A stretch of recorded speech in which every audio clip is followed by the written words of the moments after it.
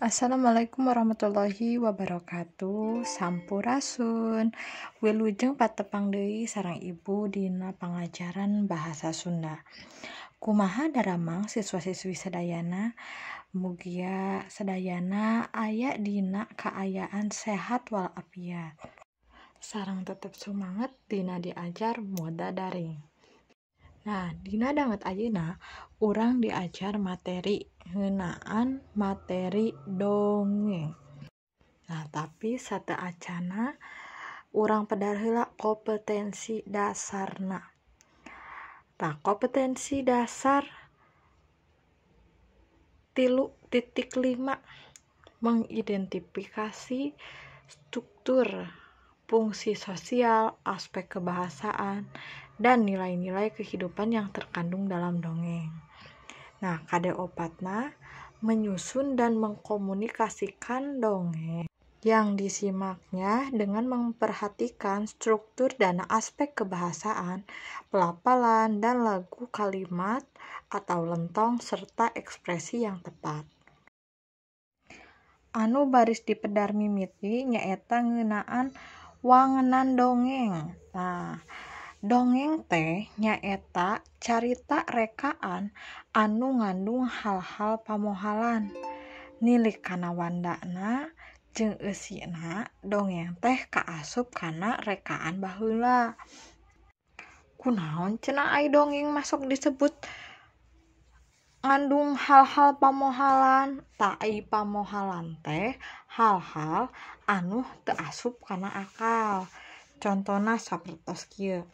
Upamana bae sasatoa jeung tatangkalan boga paripolah sarta bisa ngomong kawas jelema. Parahu bisa jadi gunung atawa jelema bisa jadi maung kajajaden.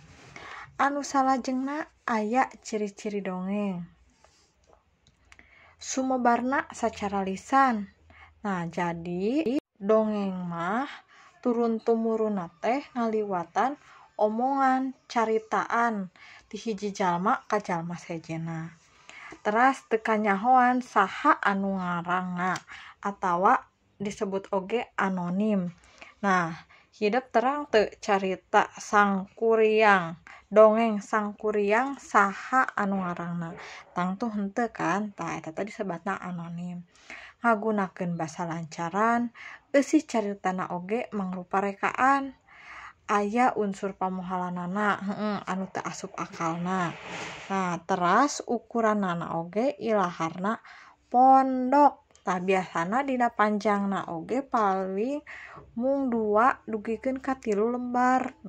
Benten deui sareng novel, tah pami novel mah kawilang panjang. Dongeng oge miboga jenis-jenisna. Jenis-jenis atawa papasingan dongeng kabagi jadi 5. Anu kahiji dongeng sasatoan atawa fabel. Nyaeta dongeng anu palakuna sasatoan. Nah, contona sakadang kancil jeung sakadang buaya. Tadina dongengna teh si kancil teh bisa ngomong jeung buaya. Nah, paripolahna oge ciga manusa bisa ngomong. Anu kadua aya dongeng sasakala atawa legenda. Nyaeta dongeng anu aya patalina jeung asal muasalna hiji tempat. Saperti contona Si Tubagendit. Nah, anu salajengna dongeng sajarah. Nyaeta dongeng anu aya patalina jeung tokoh-tokoh sajarah atawa patempatan anu ngandung sajarah. Contona saperti dongeng Situ Panjalu atawa Situ Lengkong. Anu kaopat dongeng jalma biasa atau disebut oge parabel.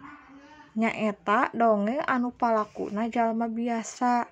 Nah, biasana di dieu contona saperti Si Kabayan. Caritana teh sok pikalucueun, pikaseurieun. Kusabab polahna atau tingkahna teh aya-aya wae. Nu pamungkas dongeng Miteu nyaeta mite nyaeta dongeng anu patalina jeung roh gaib, dewa, lelembut. Nah, saperti dongeng Nyi Roro Kidul, Rawa Onom jeung Sajabana. Anu salajengna aya struktur carita dina dongeng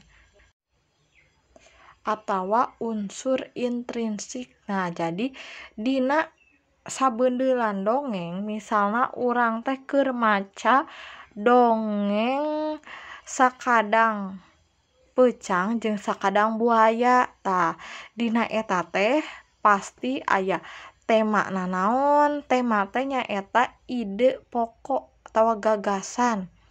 Terus palakuna saha.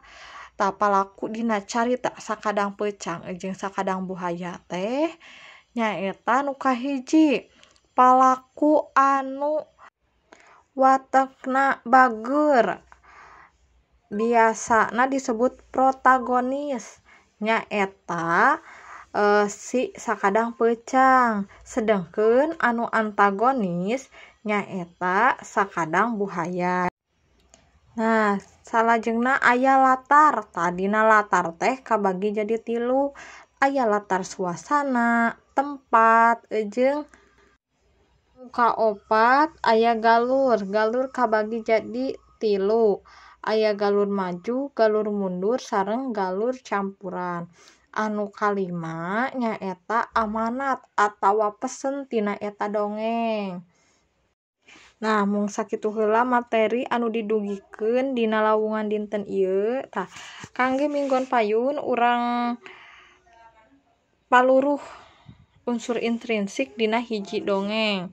Tah, minggon payun urang tampilkeun dongengna. Hatur nuhun kana perhatosanana. Billahi taufiq wal hidayah. Wassalamualaikum warahmatullahi wabarakatuh.